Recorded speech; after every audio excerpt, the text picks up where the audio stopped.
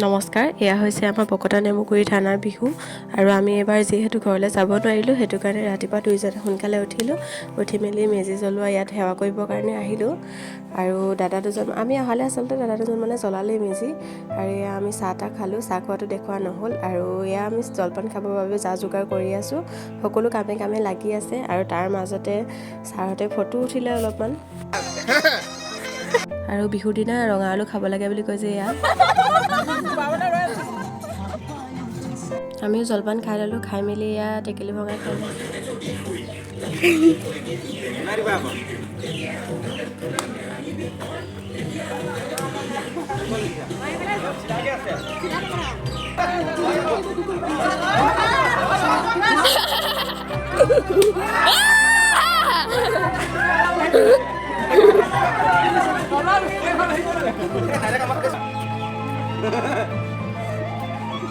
Hayo. Mana.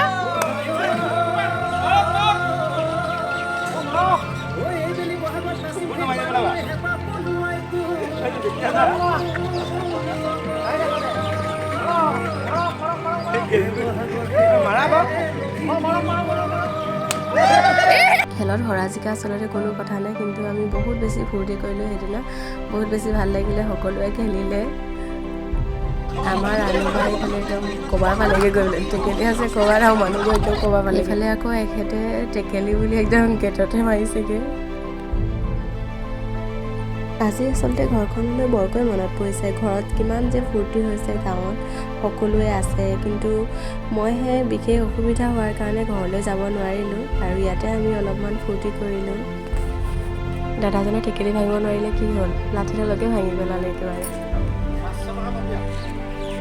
ভিডিঅ'টো চাই কেনে পালে কমেণ্ট কৰি জনাব সকলোৱে। আকৌ এটি নতুন ভিডিঅ'ত লগ পাম সকলোকে।